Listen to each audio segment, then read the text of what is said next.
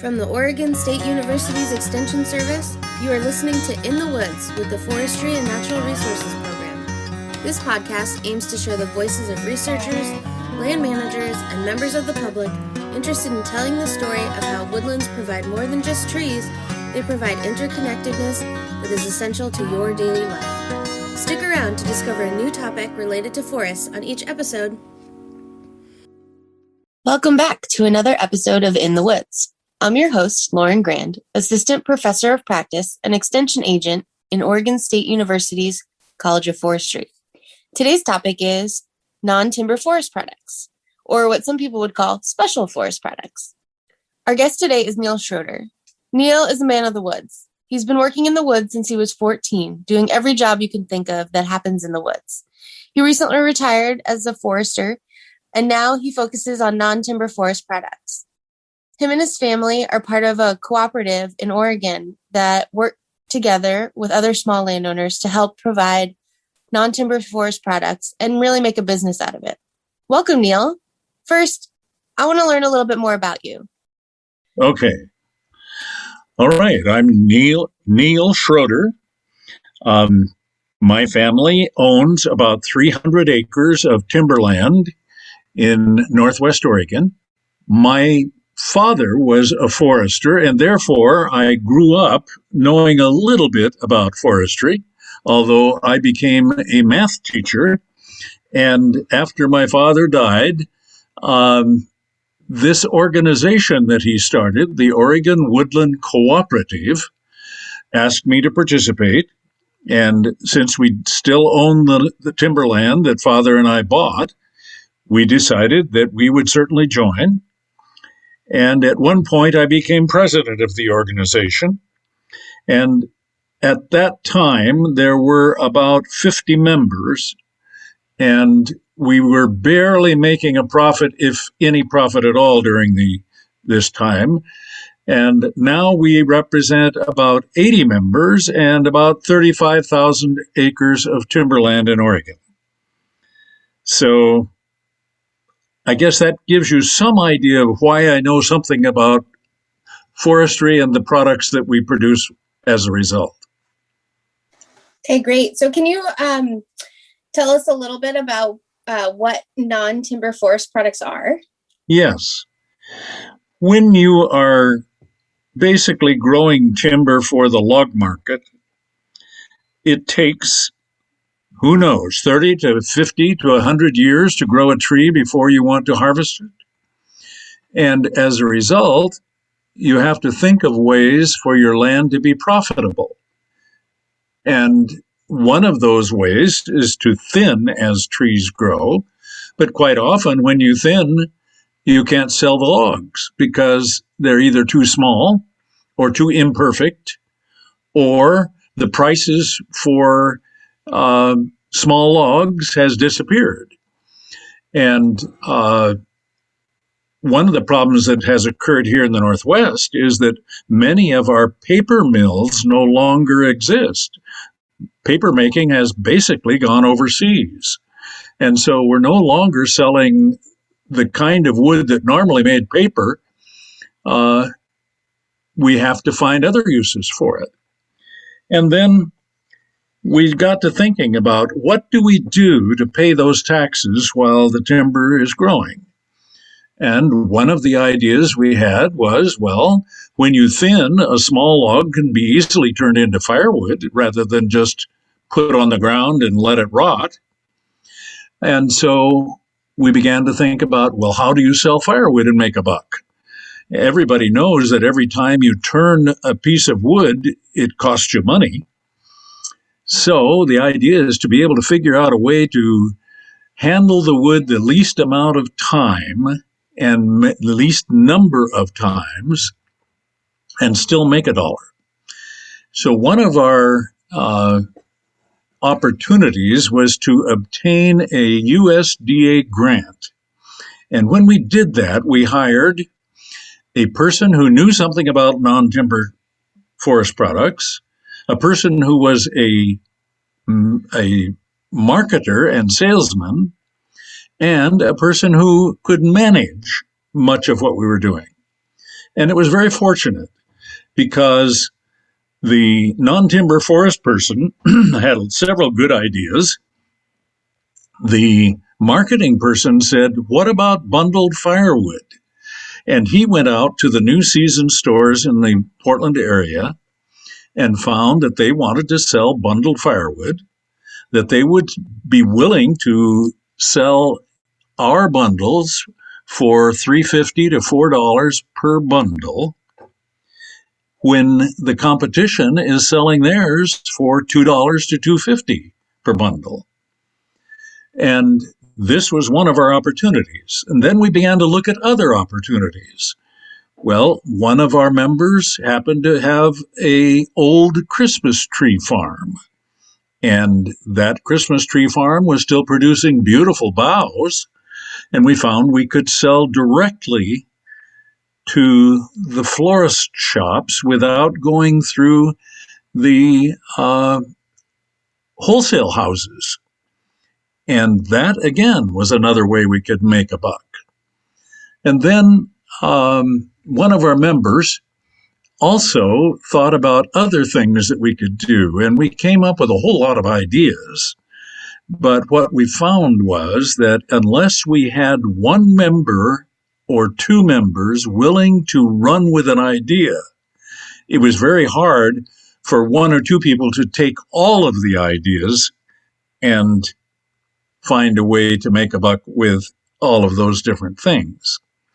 But there are so many things produced in a forest that it just boggles your mind, because if you think of the forest as a tremendous chemical factory, a tremendous wood factory, a tremendous water factory, you just have to think of the right things of what you might do. And there are just so many things that we could possibly sell, but we need people who are willing to market and sell them. But right now, we are selling boughs and we're selling firewood bundles and doing very well with it. So, any other questions? Sure, that's great. So it's good to hear that you're doing well and you have a couple of products that you found a good market for. So you're referring to a group by we a lot. And I guess I should have asked you this first, but do you want to tell us who the Oregon Woodland Co-op is? Yeah. The Oregon Woodland Cooperative was started in 1980 and 81, actually incorporated in 1981, by Barney Doneen and George Schroeder. And they put together a group of about 20 landowners, I think maybe 12 landowners to begin with, representing about 10,000 acres of timberland. And their purpose was at that time to find a way to improve the marketing of the logs that you could sell. For instance, if you went to a mill in 1980 and you had only a couple of loads of logs to sell, you might not get a very good price. But if you represented 10,000 acres of property and timberland, then the mills might decide, well, we'll get a lot more business from these people. Maybe we'll give you a good price. So that was one of the reasons for starting the co-op. The other reason was that, and it still happens, there are people who are less than honest and will offer you dollars for your timber, and you might take those dollars and find out later that your timber was worth a great deal more. And the purpose then became to protect that group of co-op members in such a way that they would learn the values of their property. So they hired a full-time forester to work for them who would give them time on their property and give them some value information and keep them from making those terrible mistakes that can hurt your pocketbook so badly. That was its original intent. And as the years went on and more members came along, the concern became, well, how do you pay those taxes while the timber is growing? And that's when we got that USDA grant to explore those possibilities. And we now are doing not only selling timber, but we are selling services, and we are selling products from the forest. And in addition, we recently became distributors for super split log splitters and log-right forestry tools. Super split log splitters are a kinetic splitter that is about 5 times faster than a regular splitter. And this we found was incredibly valuable for making bundled firewood, because not only is it fast, but it allows you to cut very small pieces or very thin pieces so that you can make your bundles look much better than the competition, because you can fill all those voids that your 3/4 cubic foot bundle will look much better, and it'll be a solid piece instead of one that kind of falls apart when you pick it up. And because our bundles look better than anybody else's, we command a much better price. So that gives you a quick overview of why the co-op exists. We intend to offer more services and hopefully more products as time goes on. And there are so many talented people now in the organization that it'll very quickly, I'm sure, we'll find some great things happening with the co-op. Wonderful. So it sounds like your organization plays a vital role for small woodland owners. You offer landowner education on forestry management, on things other than timber production. You help landowners with income development through economies of scale. And you also make your products do better than the competition by making sure that you have a set rule of production. You have what's the word I'm looking for? You have production guidelines to make sure that things look good and people want to purchase your products. Is that right? That's correct. Yeah. What we have done, whenever we do come up with a new product idea, we first of all write a protocol for how it should look. And the reason for that is that we don't have any bricks or mortar. That is, we don't own any specific location. We work out of our homes. And if we sell a bundle of firewood to one store from one producer, then the next bundle that goes to the next store should look the same. And that's the reason for that protocol.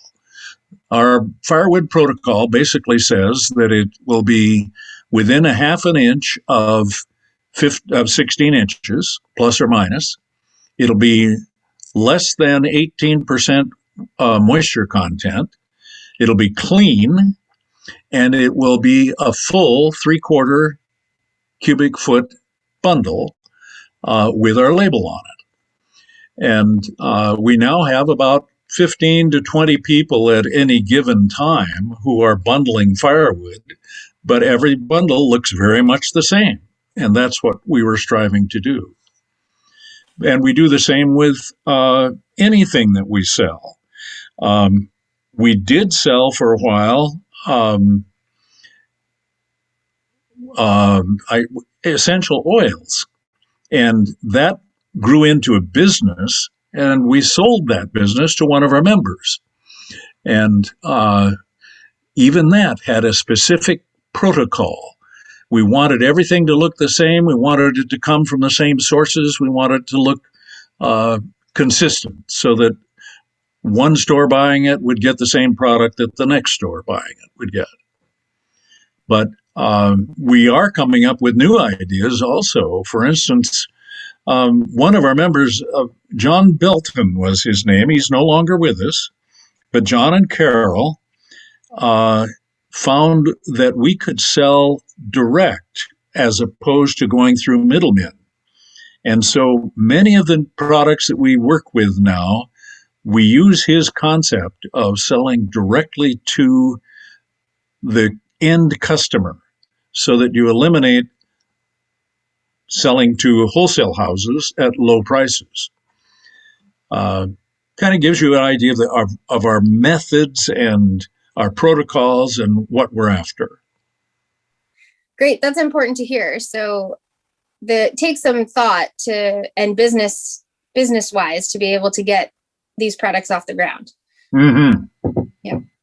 So you mentioned a few products. You mentioned essential oils and firewood and boughs, but even if you don't, your group itself doesn't produce them, what are some other popular non-timber forest products that landowners might be interested in either looking into for a business or even just a hobby? Well, think of our 80 members. If you, who buys timberland anyway?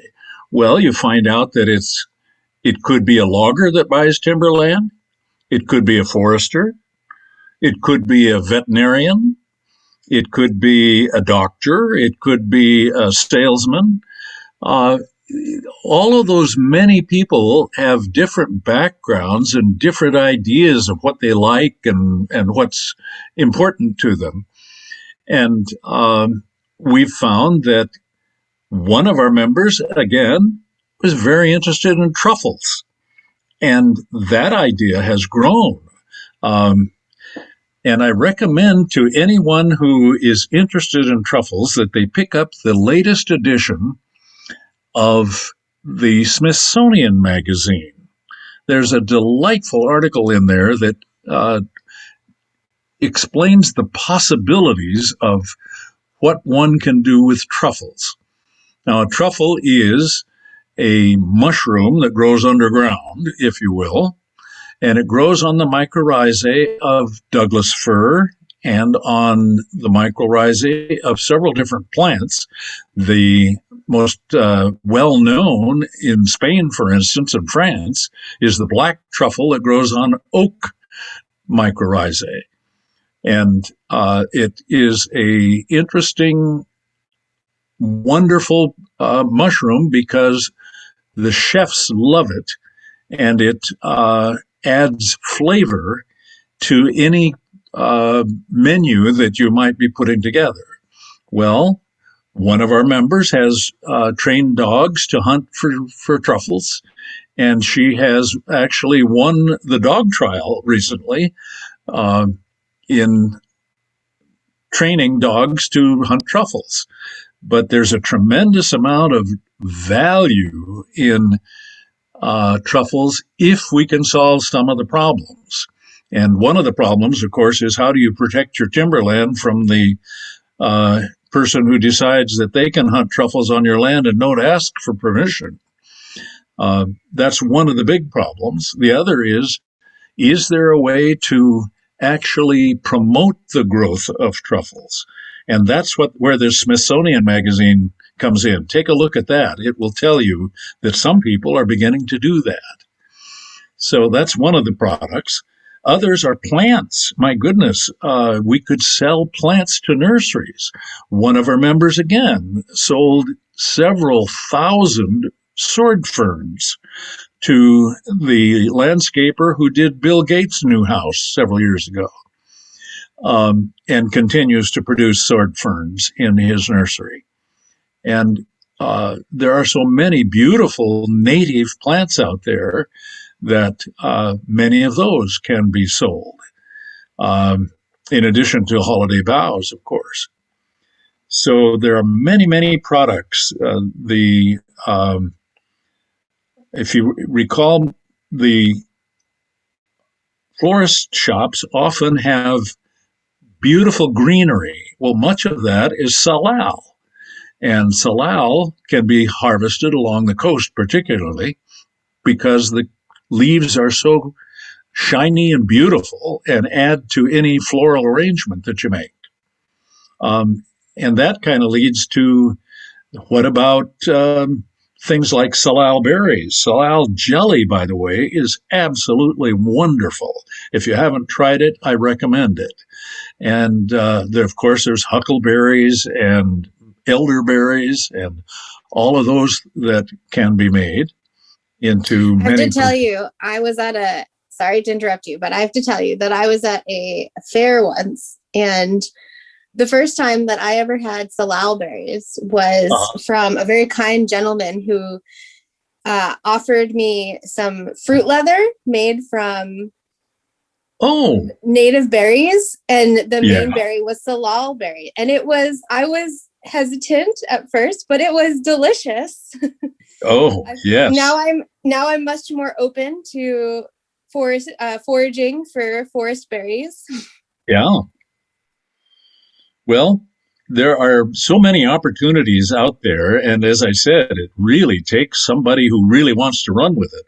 I found that Port Orford cedar, for instance, the essential oil in Port Orford cedar is the same aroma as the wood that is used for the temples in Japan. And so I found a person who is distilling sawdust from Port Orford mills and selling the essential oil that is resulting to Japan and making quite a bit of money as a result. Another product that we are actually selling in one way, you think about our membership again, several of those members are wonderful artists, and they are painting scenes of the woods and selling those paintings, but they're also producing things like baskets made from cedar bark or from spruce roots, if you will. They're making candles. They're making all kinds of things that use a forest theme, or they're turning beautiful woods. If you think of madrone wood as just a firewood, it's a beautiful wood for making different furniture and flooring. And that's another product that one of our members actually has a tremendous business of making flooring from hardwoods in Oregon. So there are just a whole lot of products. It's just finding the people who are willing to run with the product and get us to the point where we're all selling it in one way or another. My goodness, there's so many great products that you just discussed. It sounds like if you have an imagination, you can come up with something to sell other than timber in your woods. Oh, absolutely. So, you talked a lot about these different products, and, some of them I just heard for the first time. So it maybe occurs to me that these non-timber forest products are not very common in the Pacific Northwest, or is it just an underground industry that a lot of people don't hear about? I think more like the second. And I think as we begin to study more in depth what the Native Americans did with all of the products they gathered within the forest, we'll find things that we can sell and sell efficiently and learn from it, and perhaps improve our total ecology as a result, because we'll take more care in taking care of all of the products that are out there. There's so much that can result when you really start studying what's under the forest canopy. Sounds so exciting. Like there's a treasure map out there to follow. Yes, that's well put. So this is so exciting. So we've heard lots of terms thrown around. We're talking about non-timber forest products, but maybe some people have heard about agroforestry or forestry farming. Can you talk a little bit about how this is different? Yeah. We're finding that, as you thin a forest, you open up the forest floor for other purposes, perhaps. Grasses will begin to grow. More light will get down to the forest floor. And it's possible that you can grow different things in addition to the timber under that canopy. Shade-loving things, for instance, might do very well. And people are now exploring the idea of, and of course this has been done for years, animals have grazed in the forest for years.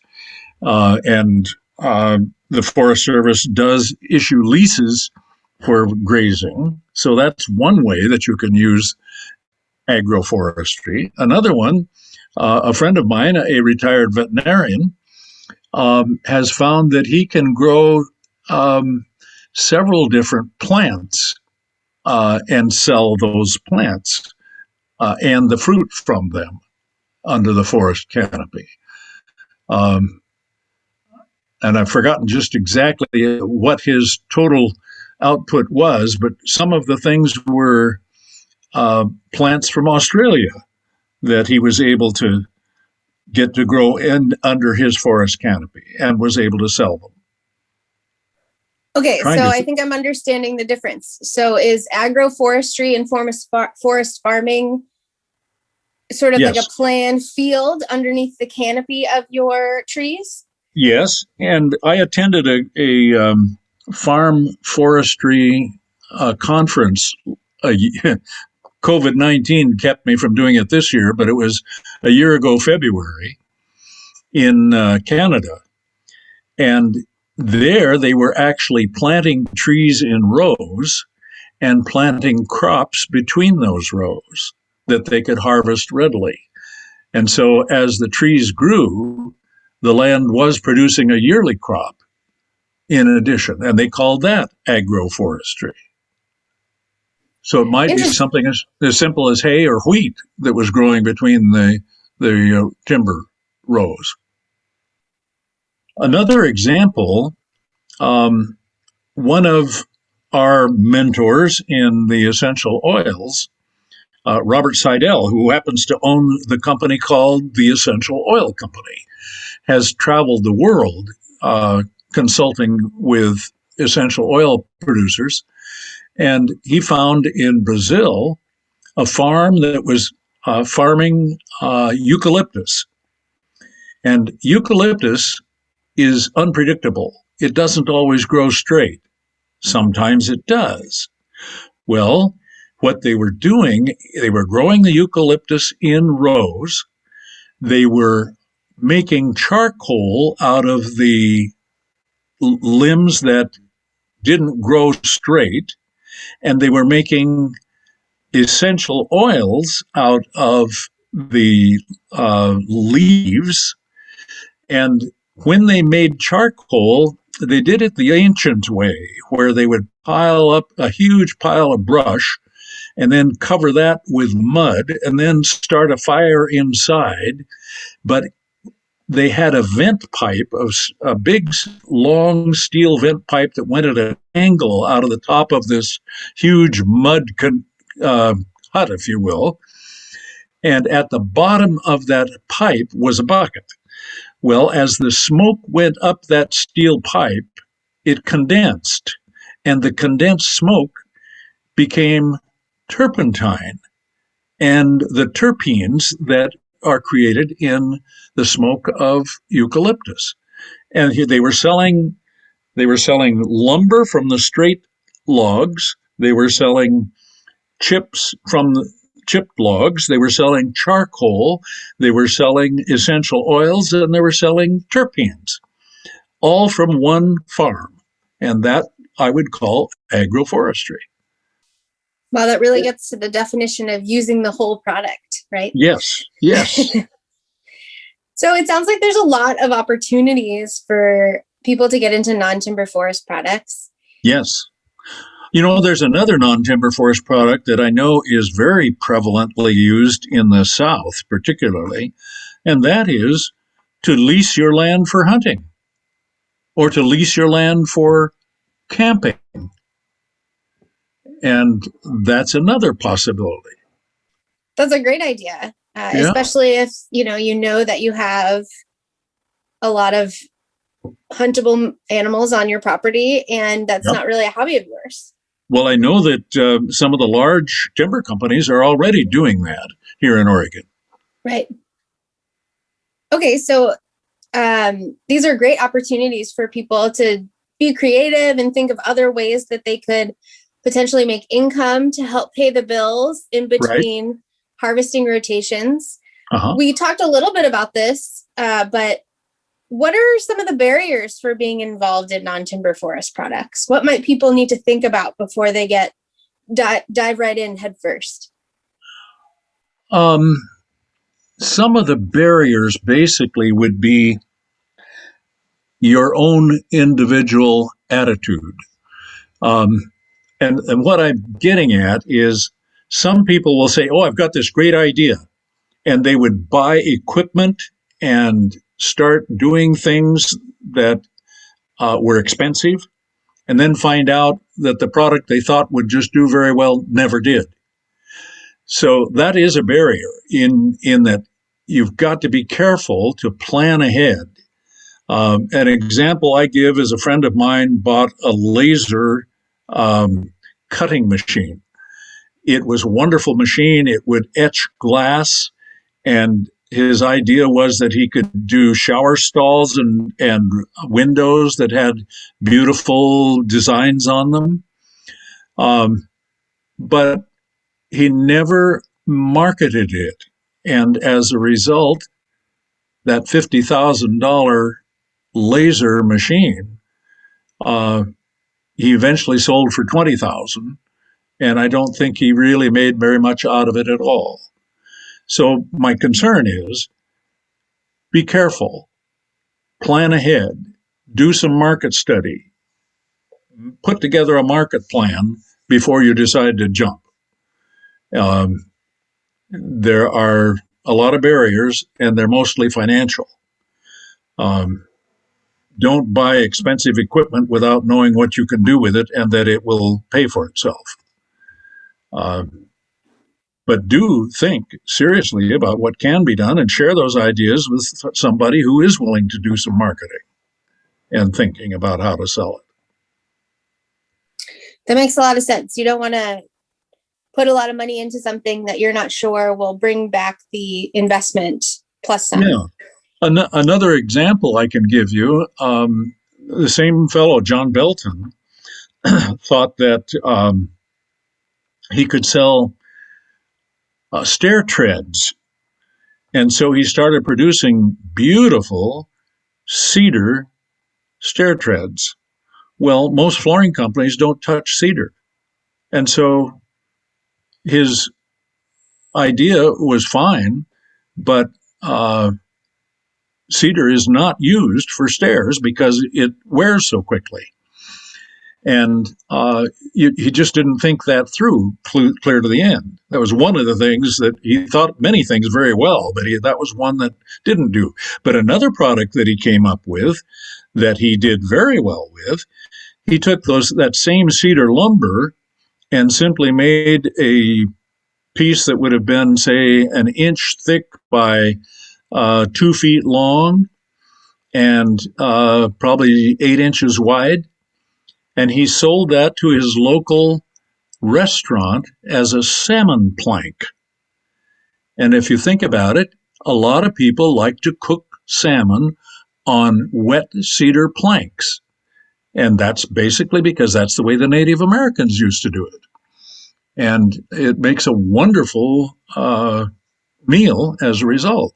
And he sold a single piece of wood like that for $5 each.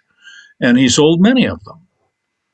So there again is another product that can come out, but it was through the idea of thinking about what can possibly someone use that I can produce. Cedar planks, that's brilliant. That's a great way to make some good money pretty quickly.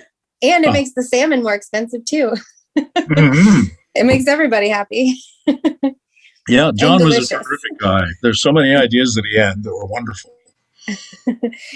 So we're coming to a little bit of a close here, but before we do, I wanted to just see if the Oregon Woodland Co-op is open to new landowners. You know, if there's landowners out there that didn't know you were around, or do you mentor landowners who might be interested in thinking about non-timber forest products? Oh, absolutely. Yeah, we're always happy to find new members. One of the reasons that we are selling super splits is that we want to acquire new members, and we give a member discount for anyone who buys a super split from us and joins the co-op. So Great. We're very happy to get new people. The thing is that the largest forest cooperatives in the world are in Scandinavia. And they now own sawmills and power plants, and many of the products that come out of the forest are sold through those cooperatives. And each of the members makes money as a result of it. And so it's to our benefit to increase our membership. If we become large enough, it's entirely possible that we could begin to think about owning a sawmill or owning a fiber producing plant of some kind, or for that matter, a power plant. Who knows? It's possible if we can get the membership large enough. With only 80 members, there's not much you can buy, and each member contributing $50 a year. But if we had 800 members, maybe we could think about some of those things. Right. Stronger together, right? Yeah. Great. So that's a great summary on non-timber forest products. Is there anything else that you want to share with us that maybe we haven't been able to touch on yet? Oh, I'll probably think of something after we close. Oh, that's how it works every time. Yeah. But no, I'm just want to share some enthusiasm and let everyone know that this organization has been just great to work with, because there are so many fine people who all have ideas and want us to be successful, and are willing to do the things that are necessary, that we can put together a protocol and people will stick to it, that we can produce a product and folks will work hard. My goodness, last year we sold, a year ago, we sold $140-some thousand of bundled firewood. This year we sold $250,000. And it's because so many people worked hard. I'm sure that the pandemic had something to do with it, because people are staying home and burning a fire in their fireplace, and maybe a backyard party where they couldn't go anywhere, and they're going camping more too. But if we could just build on that enthusiasm and note that so many of these folks are willing to do wonderful things, you'd enjoy being a part of our organization. I can't say enough about it. That sounds good. Sounds fun. I wish I had a forest so that I could start looking at what opportunities I had to collect things. Yes, yes. Okay, so this is the part where I forgot to mention. So we do a little bit of a lightning round in all of our podcasts, and they're pretty easy questions. So don't worry about if you need to take a second to answer them. Okay. It's mostly, take your time, and I can cut things out. So don't worry about that. Okay. Okay, so there's only 3, and they're pretty simple. So I'll get started here.